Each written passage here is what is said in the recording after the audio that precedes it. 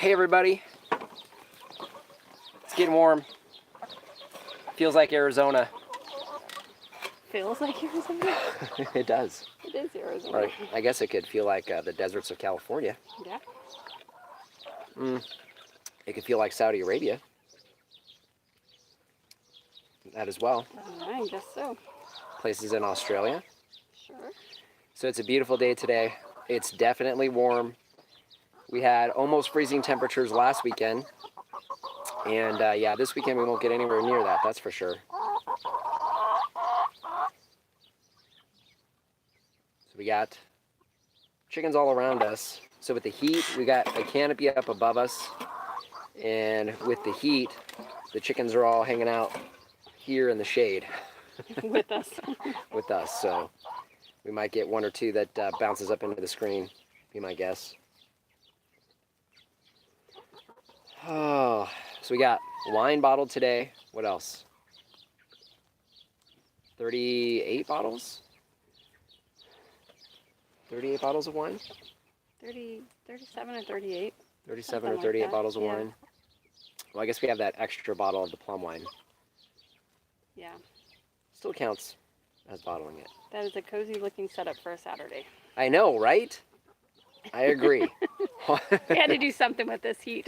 Yeah, it's hot. It's mid-90s today, so it's getting there. Yeah. And the pasture's feeling it. It's starting to get a little worse for the wear. Hopefully we got these new batch of broilers. Hopefully they will have some grass time, like some real grass time. If nothing else, they'll give us something for the next round of broilers come fall with overseeding and all that kind of stuff. Oh yeah, these girls are hot. Yeah, it's warm out here, so they're going to hang out, I'm sure, in the shade most of the time. If not, they'll go back in their run. Yep. It was awkward for me to just say these girls are hot. That was kind of funny. I didn't think of that.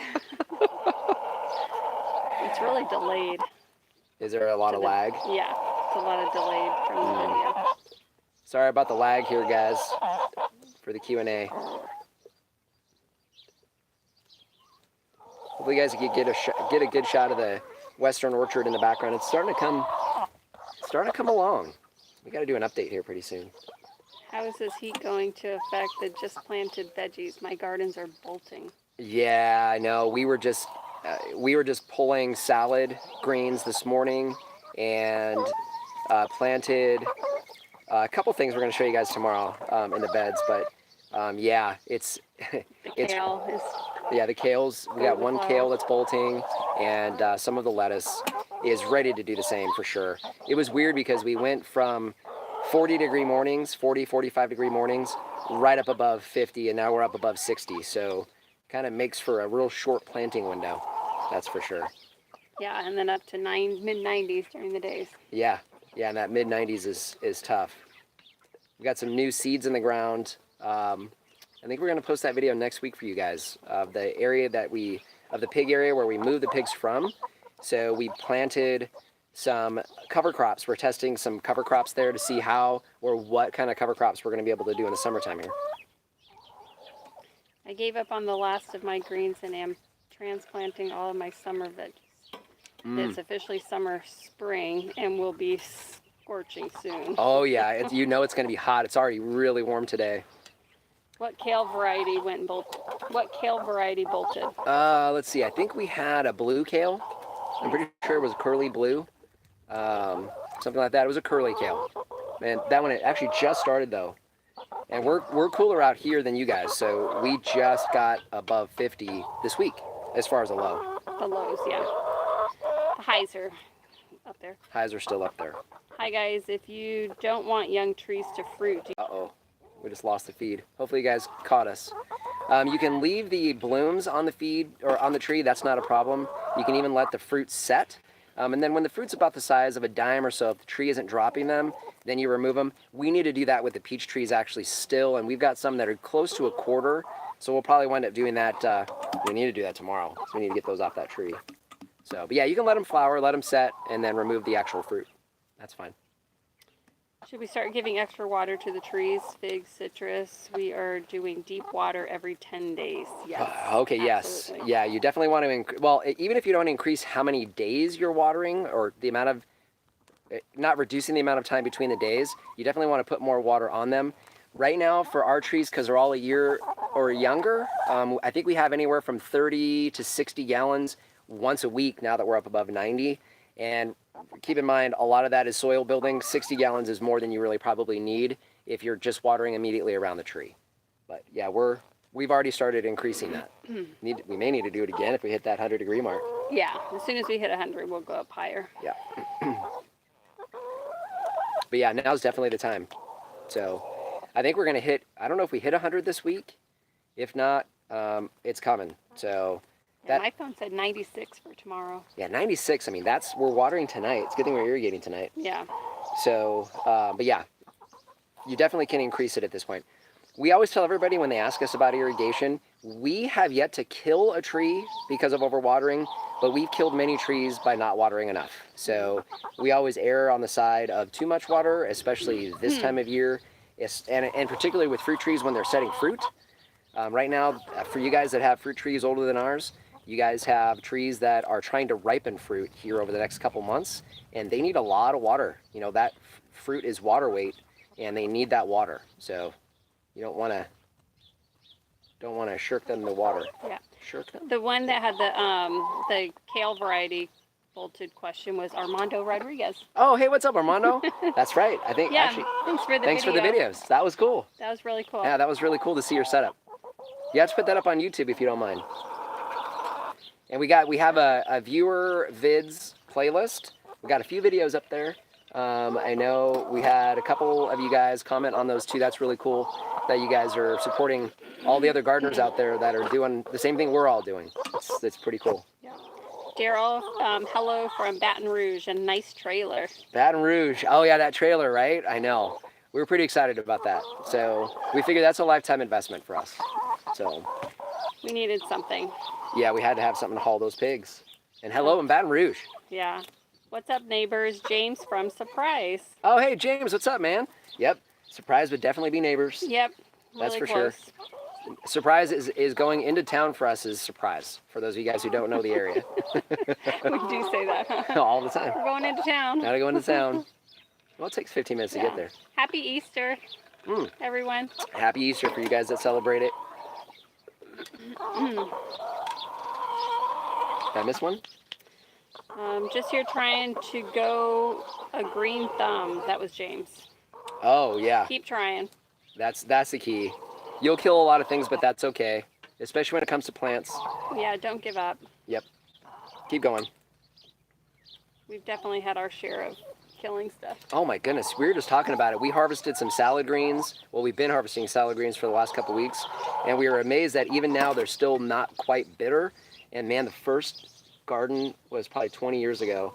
The first garden that we put in when we were in Phoenix, oh man, it was just horrendous. Everything was bitter and it was bad.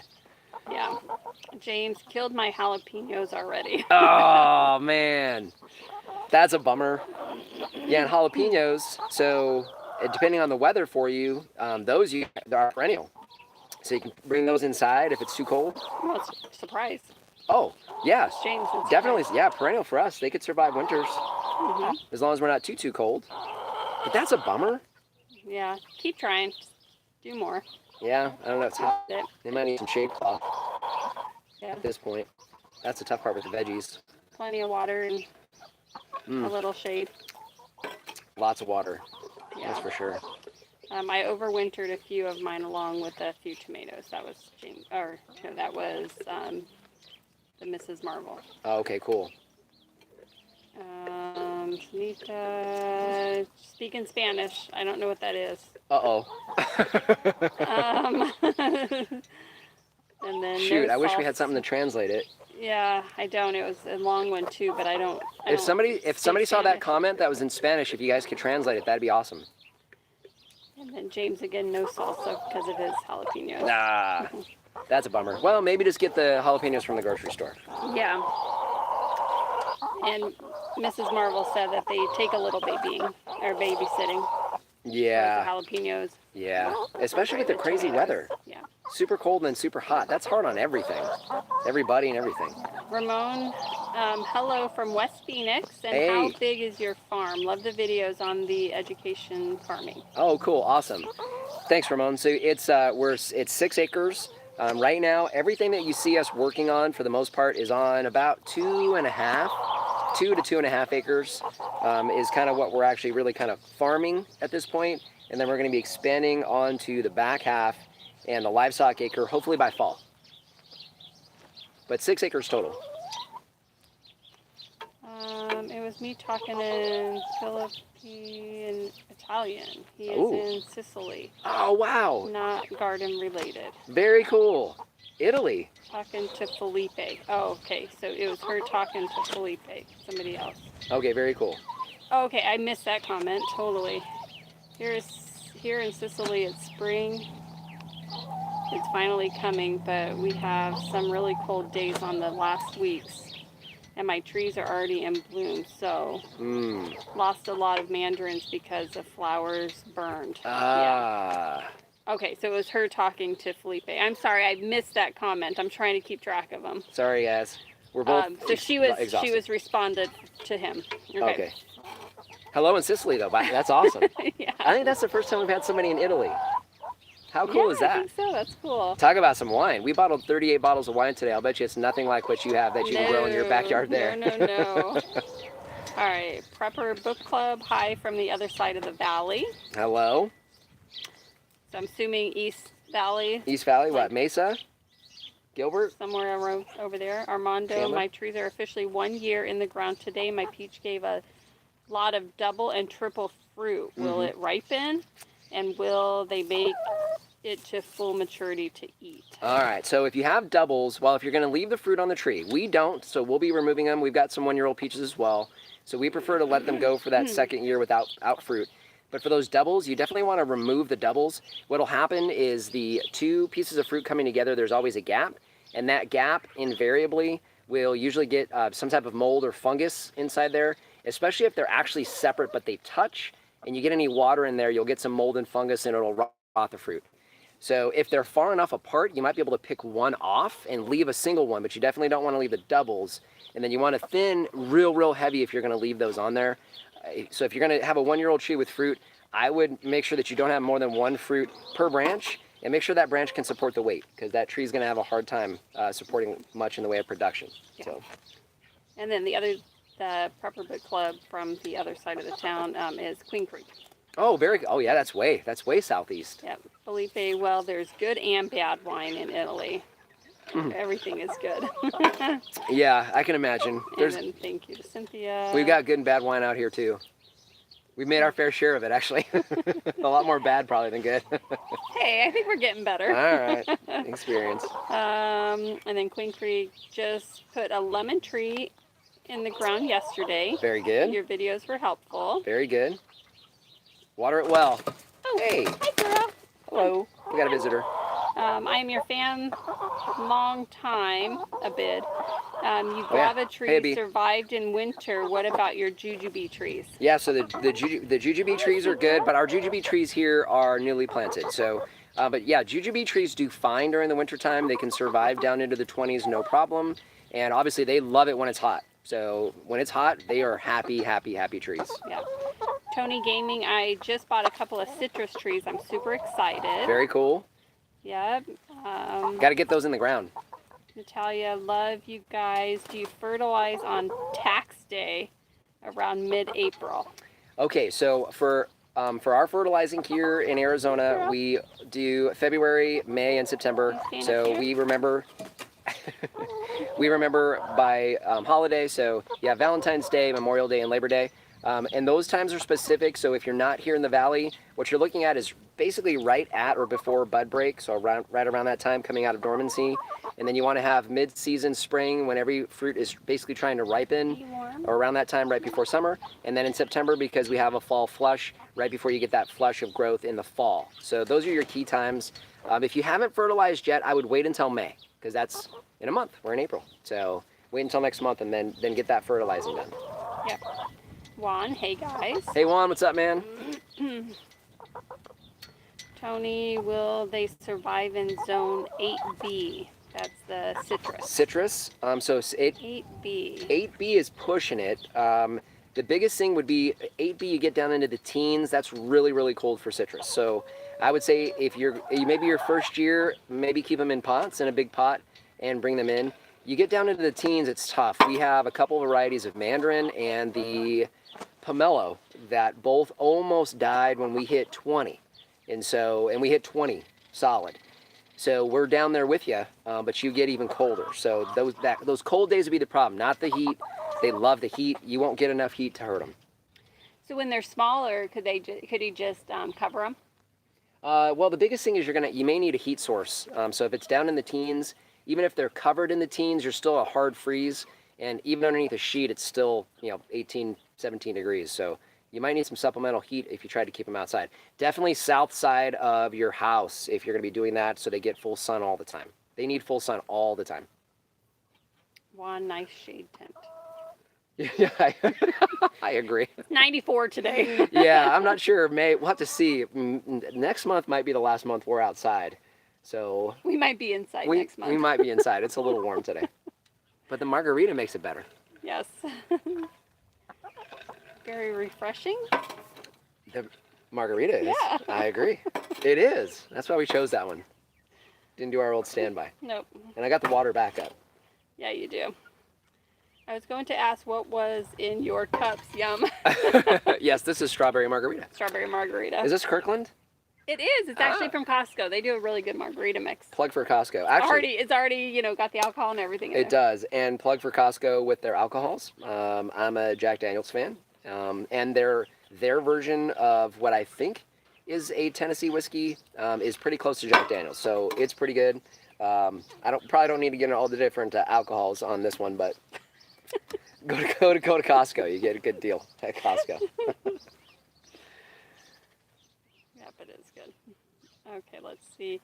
Hey, watching from Belgium. I'm thinking about immigrating to Arizona in a couple of years and start a homestead. Wow. Is there something I should watch out for looking for a plot of land? Oh, goodness gracious. There are so many things.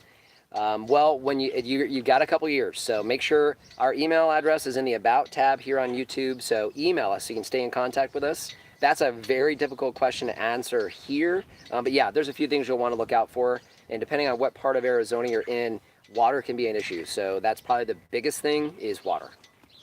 Yep. And then the margarita, that sounds good. Or that sounds delicious. Surprisingly, they have a pretty good selection for Costco. They really do. They do. Yeah, they do. They really do. King Leo, hi, hello. Hello. How's it going, Leo? Yep. Tony, the one with the citrus, I have a Meyer lemon, a navel orange, and Bear's lime. Very good. Good Those are varieties. fantastic. That's great. You can't do better than that. That Bear's lime, oh man. I wish that our Bear's lime tree was bigger and would give us limes, but luckily we got plenty of frozen. What's great about especially lemons and limes, is freeze those bad boys. So make them into ice cubes. And freeze them. There you go. Yeah. What she said. Don't just say freeze them, because people put like whole Not fruits whole. in there. Yeah, don't put them whole. Although I'm sure you probably could. No. Yeah, never. Don't listen to me. Juice them, put them in ice cube trays, and then vacuum seal. Yeah. She's the brains of the crew. Felipe, I already planted a Mexican lime to do some mojitos in summer. Oh yeah. Here's not that warm, but very humid. Oh. Humid. I don't know if I'd be able to deal with that.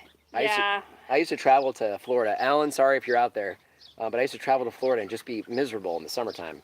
Although I think Alan's northern Florida, but Fort Lauderdale, goodness gracious. I was complaining more than anybody else. Coming from Arizona, I'd go back there every couple months, and I was the biggest complainer about the weather in Florida, coming from 115 in Arizona. Exactly. Wanting to go back. Yeah. Mrs. Marvel, I'll take a dry heat. I wasn't a fan of soggy. LOL. That's good. Yeah, I agree. Yes, I have a hard time with soggy. I feel like monsoon season is just enough. Yeah, monsoon season is enough. We get that, 80, 90% humidity for about an hour. We'll take it. And it's 95, so Yeah, and it's funny how people, they talk about like Arizona being so hot, but it's a huge difference as far as the dry heat versus having a high humidity. Oh yeah, yeah. I mean, and people don't understand that if they, haven't been here. yeah. So especially like Louisiana, so Baton Rouge, I'm sure you can attest to it. It is hot and muggy. Ugh. I'll take the dry heat also. Louisiana, very humid. Yeah. Yep. Yep. We need to go to Louisiana one of these days. Not in the summertime though. But it's the only time we have off. Yeah. It's gonna have to be in the summertime. What do you think of Eureka lemon? So we had a Eureka. Our very first. That's a great question. Our very first fruit tree that we planted in Arizona was in 2004, and it was a Eureka lemon. It took about 4 years to produce, and then it produced amazing, massive fruit. Man, we gave away bags and bags and bags of those, and still juiced a ton of it. So it's a very, very good fruit. The Meyer lemon's a smaller fruit. We don't use a lot of lemon, so that smaller fruit on the Meyer lemon works for us. People say that it's a sweeter lemon, but I don't know. They're both pretty sour, so I don't know that you'd be able to really tell the difference between the two. Eureka's a very good lemon. Yeah, it's really good. Yep. One, I would take hot over a hurricane. Oh yeah, hot over a hurricane, earthquakes. Southern California, it's where I'm from. Earthquakes was a thing. Yeah, the humid, yeah. Yeah, freezing cold temperatures that freeze you solid. So, but we've got rattlesnakes. 115 that if you walk out into, you'll die. So we've got those things too. But for the most part, you can stay away from the things that kill you out here. Yeah. And then one that was that one.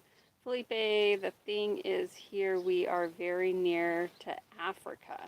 So sometimes there's a hot wind called, I don't even know what that is, and is hot and humid. Also, we are pretty near the beach. Oh wow, that's an interesting combo. Italy? So you've got that kind of evening. You probably cool off with the breeze coming off of the ocean. That's got to be really nice. But then hot. Sicily. In Sicily? Yeah.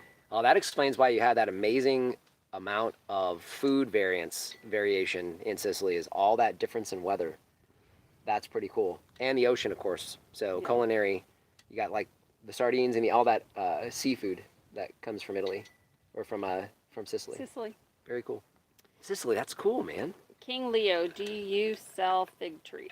No, we don't sell fig trees. We've had a lot of people ask, and I think at some point we probably will. I know Reed at RSI Growers, we talk about him all the time. He does fig trees there. We're encouraging him to do mulberry trees as well, and we wouldn't want to do anything there. But we know a lot of folks ask for fig trees, and we may do that if we could figure out how to root cuttings a little bit better. We got other things we can do as far as that's concerned, but eventually we probably will. We want to, if we do, it's going to be, we want to try to keep them small, really inexpensive, so a lot of people can put them in. We've given away a few of the fig trees that we've rooted out in the past to a few of our really good customers, our farm customers, and they're doing well. So we probably will in the future. Mm-hmm. Mulberries as well. So. All right, Mrs. Marvel, I was born here, but was in South Dakota for almost a decade. They about fell over when it was 90 degrees. I came back and about shriveled up this first summer back.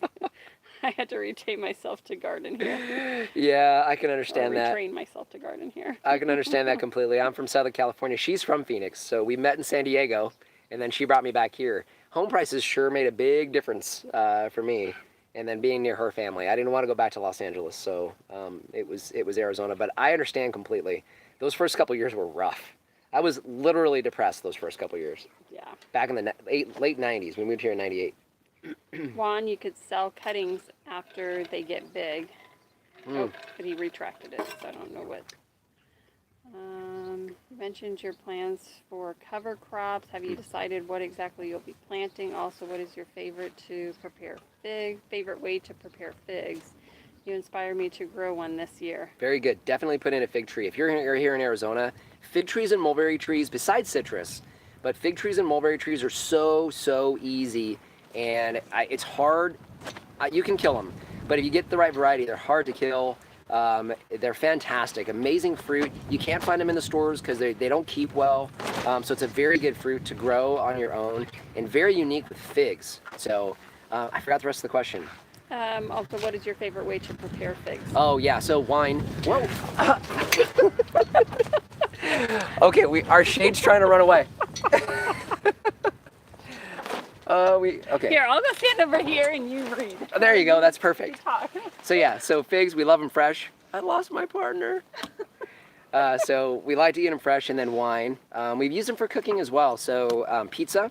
So we cut them up really thin when they're fresh, and then put them on pizza is very, very good too. So there's a lot of uses in culinary, or in culinary options. But yeah, fresh is our favorite. So we tried them in smoothies, and they weren't very good in smoothies, unfortunately. Which fig tree more expensive? Expensive fig trees. Well, I know like the Black Madeira and some of those ones that are harder to find are usually more expensive. But you know, it's interesting because, you know, as far as cuttings and the way you propagate figs is pretty easy. It's not an expensive process, which is part of the reason why I think we're going to try to sell them and do it as inexpensive as we can, because they shouldn't be that expensive. I mean, they're easy to propagate. Yeah. It's not like grafting where you need a lot of expertise. So. Ryan Doyle, what is the square foot of your pasture? So this pasture is 6,000 square feet, give or take, and that's enough for us to run 2 batches of broiler chickens over this and cover the entire ground. And this is really ultimately going to be for broiler chickens and then the layers. So yeah, 6,000 square feet. You think you could come back, or you think it's going to... Do you grow any melons out there? We don't have any melons yet. You know, I forgot to answer a question about cover crops. We don't grow any melons yet, but we do plan on it. Those would definitely be in-ground growing, which we're trying to figure out. So that's a good question. And that leads me back to a question I forgot to answer about cover crops. So we did plant some cover crops last week that we're going to test out in the area that had the pigs in it. And we did a video detailing exactly what we're doing, what we're planting, how we're planting it, all the specifics, so that we can all figure out what cover crops will work best for us here in the summertime. That's kind of what we're focused on. So take a look at the video we should have up next Saturday. Maybe. Oh. I'm going to hold it just in case. Was that a dust devil? I don't know. I think it was. Okay. Felipe, yes, in this area we are pretty near the mountains. Then there's a small valley and then the coast. That allows to cultivate very different fruit and vegetable productions. I can imagine. That's really varied. So you have between the mountain, you got a mountain, valley, and the coast all in one area. That's pretty impressive. So almost like a desert, you have your nice, she's laughing. I'm trying to be serious. She's going to make me start laughing off camera. But that's an amazing variation in climate. I think it's because the shade clause. She said even the shade doesn't want to be here, LOL. The shade wants out. It's like, watch this. I'm out of here. King Leo, I have a white mulberry tree. Very good. With white fruit, or the actual, like the type of mulberry tree? If it's a white mulberry, we do as well. I'm curious to find out which one you have. If you have the Pakistan or the Persian, like how big the fruit is. I lost my partner. Michelle, how much do you have to water your pasture? I'm looking to set up multiple pastures to cycle animals over, but don't want to rely on flood irrigation. Okay, yeah, so it's really tough, and that's part of what we're trying to figure out here with this one. So you can't tell from here, we're at the end of the pasture looking back. The other side of the pasture, which gets the bulk of the sun all day, is already starting to dry out pretty bad. And we were watering this 3 days a week for probably about 15 to 20 minutes. And we've gone now to just about every day, just to try to keep it green enough for those broilers to run across, because we're late on the broilers this year. However, we do have alfalfa coming in, and so what we're trying to figure out is whether or not we can get something other than Bermuda grass as a pasture to go in through summer. So we're still trying to figure that out, and then figure out how much water it's going to need. And that's part of the cover crop test that we're doing. So fantastic question. We're trying to figure that out ourselves. It takes quite a bit, though. Eric Bowers, good afternoon, lady and gent. Sorry, late to the show. Hey, Just Eric. got back from Lowe's for more plants and wood chips. Of course. We always like more plants and wood chips, right? We're crazy like that. How's it going, Eric? Yep. Armando, planting trees is addicting. We bought a dwarf mulberry yesterday after we said we were done. LOL. Very good. We are at 38 trees at the moment. Good job, man. Yeah, that's awesome. It'll keep going. It's going to keep going. I Yep. promise. And you got space. So is this Armando? Yeah. Okay, yeah, you got space. We saw how much space you had back there. So yeah, just keep going, man. Fill in all that space. Yep. Well, not all of it, but You've got those, by the way, you have those wonderful wood chips on the ground. Fantastic. Yeah. We got so many folks that ask us, they've got problems with their trees, and the first thing we notice is that they've got rocks or nothing around those trees. So to see all that mulch, man, that was thumbs up. Those trees look great. Yep. Let's see. Tony, are you growing prickly pear cactus? I'm going to be growing some. Very good question. No, we don't. I think that those are some things that we're going to have to come back in and fill in. I do want to try dragon fruit as well. I had questions about this actually and suggestions this week, the exact same thing. And we've got the fence here that runs along the pasture that I think I would like to try dragon fruit on. I think it'll grow in there really well. If not there, definitely the fence that's right along the front of the farm here as you're driving along Radford, our road that's right here. I would like to try some of those. You have to let us know how those do. Usually they do pretty well. King Leo, I'm from Roseville, California. Roseville. I used to work for Sports Authority, so I've actually been to Roseville a handful of times at the store that used to be there. So I've been there. Very cool. Juan, do your laying hens give you less eggs in the summer than winter? No, okay, so the laying hens this group stays pretty consistent. We haven't had any drop in production all winter long, which is usually when you have the reduction, mainly because of sunlight hours, but they did not slow down this year. They did really well. There is, when it's really, really hot, they struggle and it does tail off a bit. The biggest thing is when they molt. So if you do get a molt anywhere in there, they will slow down quite a bit. And yeah, a little bit in the heat, but not too bad. You still get pretty decent production. Ryan, I planted a Pakistan mulberry and an everbearing mulberry today in Queen Creek. Very good. Yeah, you can't go wrong with those two. Fantastic choices. Fantastic choices. How's the chicks doing? Chicks are doing good. If I can get it edited today, we did do a vlog today. And we do show you the nuggets. The nuggets are doing good. They're right over there. They're on the pasture in a chicken tractor. They're all together right now, and we still have the heat lamp on them in the middle of the night because they're still 3 weeks old. Here over the next week, we'll probably split them into 2 tractors and nix the heat lamp because they won't need it. But they're doing really good. They are doing really good. Yeah, they're growing well. We actually we're going to start cycling their feed and limiting their feed in the evenings here, probably this week. Mrs. Marvel, done means just a few more. I think that's back on the trees, you know. Yes. Thought you were done, but yeah, exactly. Always a few more. Oh, there's always room for trees. Slam Boy, at Genoa Farm, I didn't get my notification. What? Only half an hour late. Better late than never. We're not handing out demerits for tardiness, so you're fine. Yeah. Glad to have you here, man. Michelle, it's rough because the alkaline soil here is great for pasture, but the water kills. Have you considered trying an African or Middle Eastern grass? I can't give away the secret. Oh my goodness, there's like 5. But the answer is yes. Yes. Felipe, yes, this area is between... Sorry for missing questions, guys. We got a little bit of a delay on our side. Between 2 places. You can Google it. It's very nice. Oh, I forgot to thank you for the wood chips tip. It really helps the plants, and my figs are looking... I know, it's crazy, right? Fantastic. Fantastic. As simple as that is, but it makes a world of difference for everybody. Very few times that wood chips don't help. With all the citrus you have, do you have that sweet-tasting cocktail grapefruit or the variegated Eureka lemon that has pink flesh? We did not get the variegated lemon, although we almost did. We were having a hard time finding the Meyer. We were this close to getting that one. We didn't.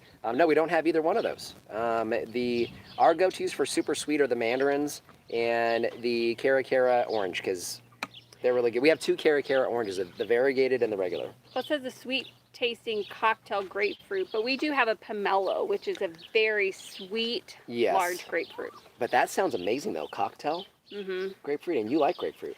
Well, I like to juice the regular grapefruits, but I like to eat the pomelos. The pomelos are sweet enough for me to eat. Skimping on my drink. Wow. Todd, hello from New River. Hey. Your channel. Very cool. We looked at New River briefly for land, actually. AZ Gardener, I have a variety of spineless prickly pear that produces yellow-pink fruit that tastes like banana lemon. Oh my goodness. If you would like some, let me know and I'll send you some pads. This variety has edible pads. Oh my goodness. All that sounds fantastic. Heck yeah. That would be great. All of a sudden we'll be growing cactus. That sounds amazing. Oh We'll grow man. anything as long as it's edible. That's the key. Or if it's Um, roses. Oh yeah, but see, the roses I get away with because I can feed the chickens the petals. That's true. And it produces beauty. It does. They're really pretty and they smell good. Juan, it's gonna be sad to see the piggies go. Ah, I know. We were just talking about that today. It gets harder and harder because we have the first group gone in 3 weeks, and then the other ones are gone in 5. Yeah, we don't like that either. It's not fun. No. Slam Boy, sweet trailer. Yeah, the trailer's cool, right? I know. We're excited to have that. It took a while to get it, but yeah, we're looking forward to it. Now to see, it should be interesting to see us try to load those pigs on that thing for the first time. I'm not worried about the trailer. I'm worried about our pigs and us trying to get into that thing. We'll see. I think it's Jacob, and it looks like it must be from another country. Why my 5-year loquat still didn't fruit? I bought it off eBay, I think. And does your guava lose some of its leaves? And mine has red-green leaves. Is that a sign of anything bad? Okay, so our pink guava has red and green leaves, especially in the wintertime, and they're kind of reddish green when they first start growing. And yes, they do lose their leaves when it's really cold. In fact, we had a strawberry guava on our old property in the city, and it lost all of its leaves one winter, and they all came back. So yes, especially when they're struggling and it's cold, they'll lose some of those leaves. And then they'll come back. Yes, it's normal to have the reddish and green. So we got some wind gusts coming through. This is what we get for trying to be outside. Told you we need to be inside. I don't want to be inside yet. All right, Tony, wait, does citrus do well in 90 to 100 degree weathers? It gets really hot here in the summer. Oh yeah, so citrus loves the heat. I'll tell you what, as long as citrus has water.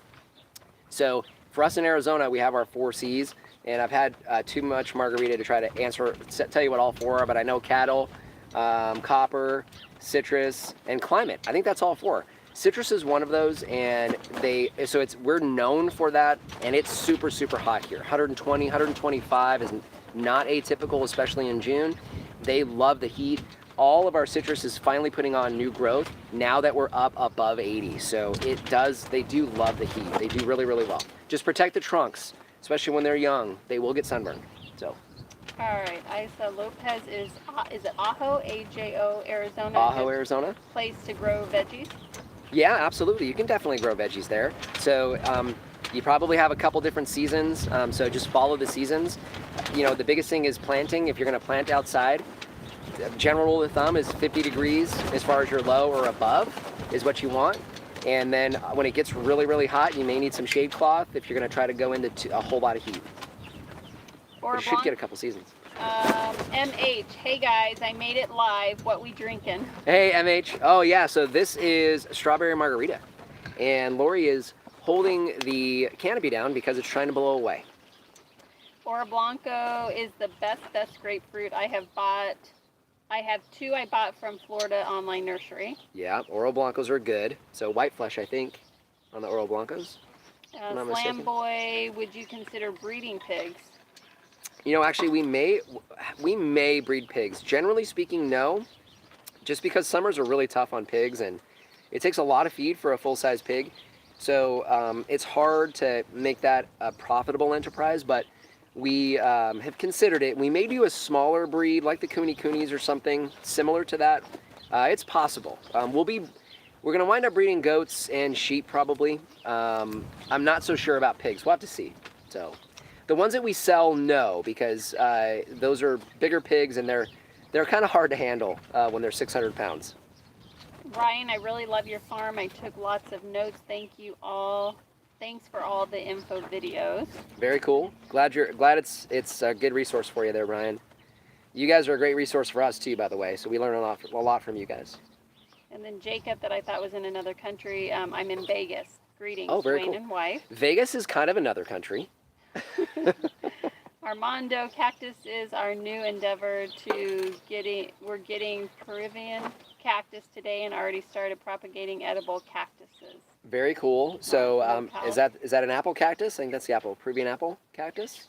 We had one of those that the rabbits destroyed on the old farm. So hopefully that does well. Let us know how that does for you as far as fruiting. Should do well. Yep. One would be nice to get a hammock. Yes, it would. Actually, if we had a hammock, it would help hold this canopy down. We should have thought this through and gotten some concrete blocks on the legs. That would have been smart. Yep. Okay, so as far as the seeds for Arizona, cotton, citrus, cattle, copper, climate. There we go. Alan, always late. Better late than never, man. Dinesh, can we use cardboard to the upper layer of wood chips? Cardboard on the upper. So, well, you would probably do the cardboard. Usually it's on the lower level, so it'll break down and encourage worm activity and things like that underneath your wood chips, if I understood that correctly. You could layer it in there if you wanted to layer it, if that's what you mean. So you could do wood chips, cardboard, and then wood chips on top and have it break down right in the middle. It froze. Oh, did it? Oh, yeah. Sorry, guys.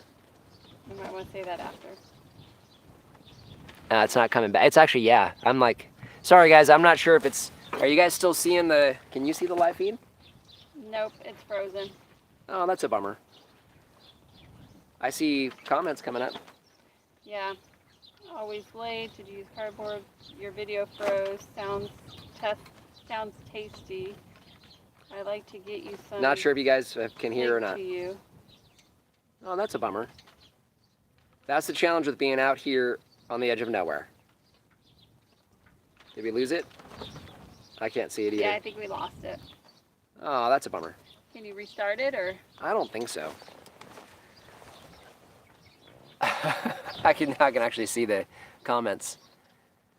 Yeah, so can you guys hear me okay? Because I know the video's frozen. Hopefully it comes back. Old radio, just listen. Hi guys. We still hear you. So they still hear, but they can't see. So I don't know. The video is frozen, but oh, that's a bummer. I'm getting all kinds of stuff here. Yeah, okay, so you guys can hear. Well, that's kind of so a bummer. The audio's there, but not the video. Yeah, so now it's kind of weird, right? Just pick froze. Sound is good. All right. Well, if you guys got any other questions, Lori's still reading the questions. We'll give it a couple more minutes. It makes it kind of weird if the video's frozen, I think. There's a ton on here. Okay, sounds tasty. I like to get you some. You're now a podcast. To you. I saw that. Hello from Macomb, Michigan. Love watching your Hey, channel. Michigan. Hello. Have seen every video you guys have made. I have a pixely miniature peach and a honey babe on my deck. Any tips for growing would be nice. Thanks. Oh my. I have 2 unknown fig trees. So on your deck, so the biggest thing with peach trees, well, I'm not sure where you're at. It's hard to say for sure, but you want to make sure you have enough drainage in a pot, and then watch the weather patterns. So peaches have a hard time with freezing. So especially when they're flowering, you want to make sure that you're not getting heavy frost when they flower. So that would probably be the biggest thing with your peach trees. I've been considering desert painted sheep, very heat resistant. Oh, desert painted sheep. That sounds interesting. Okay, research time. Yep. Peter, hey guys, we bought land last year in Arizona at the Petrified Forest area looking to drill a well soon. You guys are inspiring. Very cool. Very cool. Excited for you guys. Awesome. Petrified Forest. Woohoo. Thumbs up. Don't take the rocks or wood. We can hear you though. We can't see you, but we can hear you live. It's still fine for audio. Crossing fingers, planted honeydew, cantaloupe, watermelon, raspberries, and several blackberry varieties last week. That's Eric. Oh, fantastic. Eric, that's awesome. Can... What an abundance. Yeah, I'm not sure what's going on with the video, but that's okay. Yep.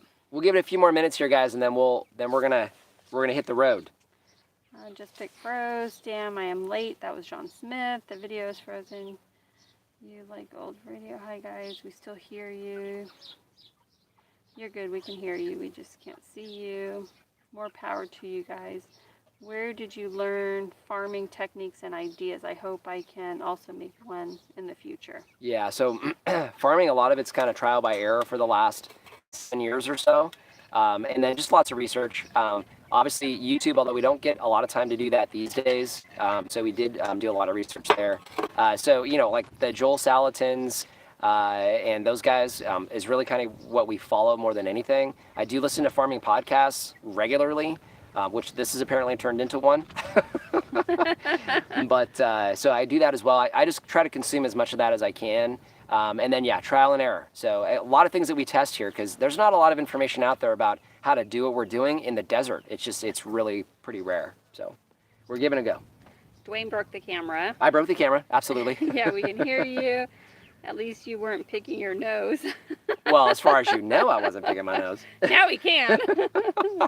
MH Price Select Club Pecan Praline Whiskey. It's yummy. Ooh, yes. That sounds fantastic. Eric, yes. Peaches in Germany is difficult. I can imagine. My peach tree is full of fruit. Planted it from seed. Peaches are true to seed. That's a question. Peaches are true to seed. That's not, no. So what will happen with your seeds on your peaches is the seeds will be from the rootstock, generally. So it may be some type of hybrid in there, but generally it's the rootstock that you're going to get in the seeds from your peaches. So you probably will be growing rootstock, but hey, it's worth trying. We've had somebody ask about planting cuttings, and a lot of people do that. We may give that a shot. Thoughts on zebra lemons? You know what? I've never grown a zebra lemon, so I don't know if that's that variegated lemon, if that's one and the same. Haven't tried it, so I couldn't say. I don't know. I'm from India. Can we rice husk in place of wood chips? You can use rice husks, absolutely. So anything that's going to help keep moisture in the soil will work. I would imagine with the rice husks, the only problem you might have is that they would blow away in the wind. So you might need something to keep them in place, whereas wood chips are heavy, so that's not normally an issue. Todd Wilson, greetings from South Phoenix. What is your favorite peach tree to grow? Okay, hands down, our favorite peach is the Florida Prince. Early Amber is right behind that. It's awfully hard to beat. We've got the Early Grandes, which we haven't had personally, but from what we understand, that's as good as they get as well. The Tropic Snow is very good also. They're all good. But the Florida Prince is probably the best. It's a clingstone is probably the only disadvantage. And then the Early Amber is a freestone peach right behind that one that's very good, just a little more tart. Saguaro Farm started a homestead in Cave Creek. We soak in all the information you both give. Thank you both so much. Very cool. Very cool. Glad to hear that. Slam Boy, I'm trying solar panel shading. Oh, okay. So using the solar panels for the shade. Very cool.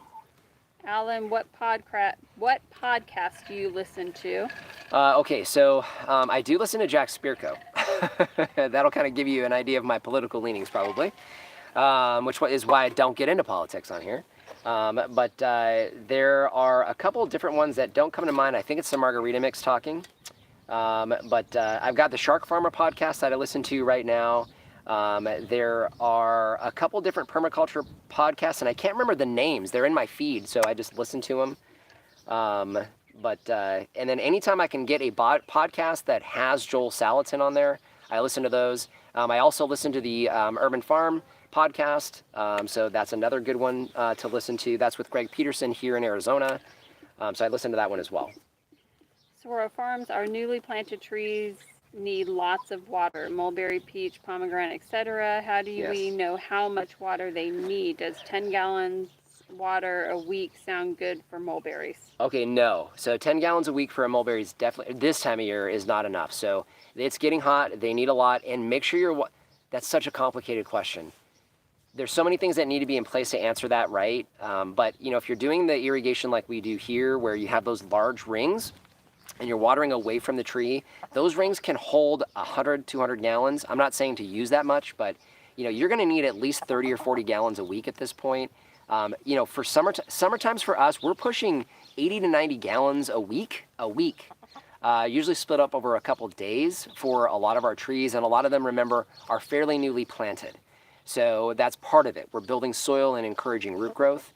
We're hoping to be able to back that down, but the key with that is just realize that generally speaking, it's hard to overwater a tree if you're watering away or at the drip line. So more is better, especially this time of year.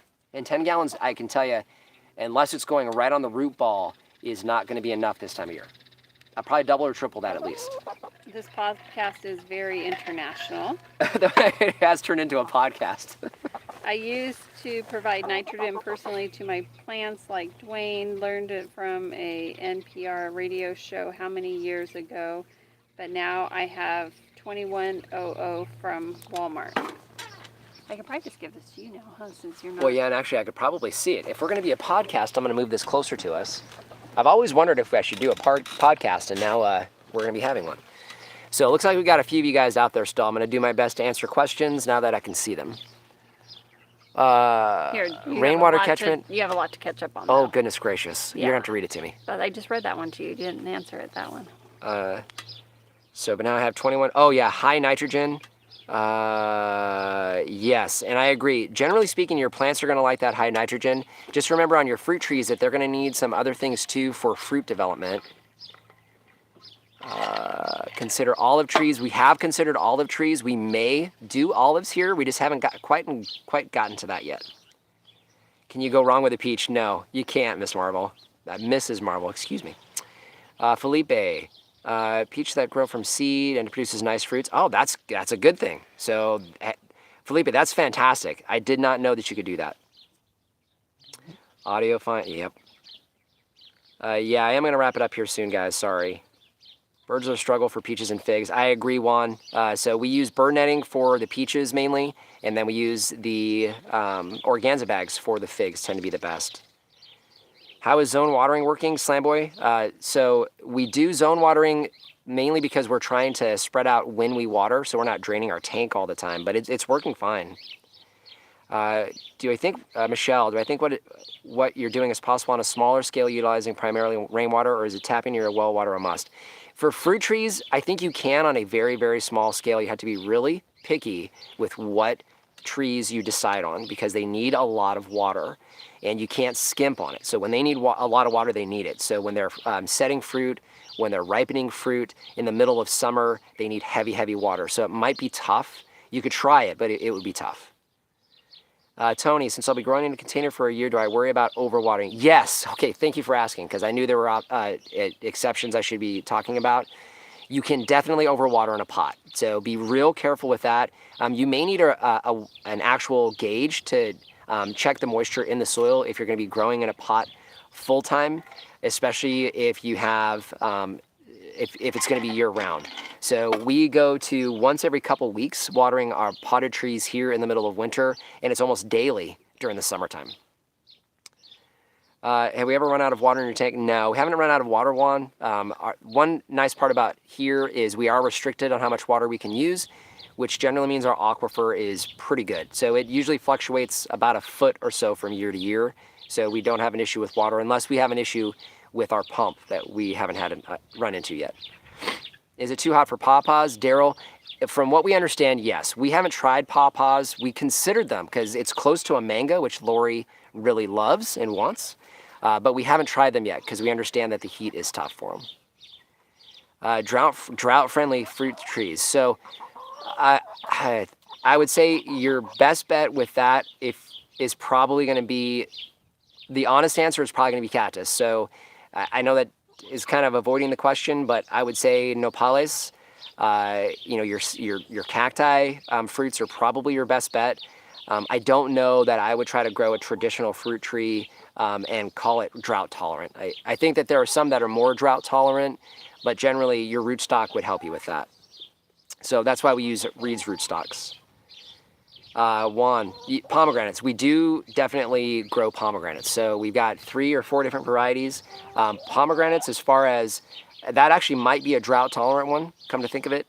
If that's what you meant, Juan, maybe you did.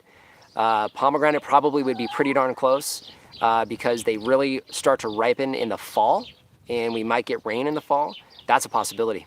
Good suggestion. Hey, Slamboy, take it easy, buddy. Pros and cons of organic farming. Kevin, that's a good question. And I think I'm going to try to wrap this up here, guys, but I want to answer that one. So we don't do official organic farming, and that's mainly because we don't want to go through the certification process. And we really try not to use any type of chemical. So even if it's organic, we really try to avoid all of those. And we're bigger fans and strong believers in the ability for a freshly, fully ripened fruit or vegetable to be much more beneficial from a nutrition standpoint than even organic fruits and veggies are. So buying them from a local farmer, if you can't grow them yourself, or definitely grow them yourself. It's much, much better than organic in my opinion, because you're getting all of the nutrients from that freshly picked fruit or that freshly cut veggie right out of your garden. You simply can't beat it, and you can definitely taste the difference between that and organic. Sure. That being said, we do buy organic whenever we can if we're buying it out of the grocery store. So, Mrs. Marvel, appreciate you too. Thank you for so many questions. You had great questions today. All right, guys, we're gonna cut this. It's been almost an hour and we're on a podcast. I guess this was a podcast test run. Sorry that the video cut out, and it's beautiful here. So, oh, hey, look, it's Daz. Hey, Daz, I see you there. For some reason, I'm not getting your comments. I know you changed your channel or your YouTube. So for some reason, I'm not getting your comments. I'm not sure what's going on there. But it's good to see you, Daz. MH, have a good night. All right, bye, everybody. Thanks for staying for the Edge of Nowhere Farm podcast. See ya, Isa. Bye, guys. Hurry up with your African pasture. I'm down.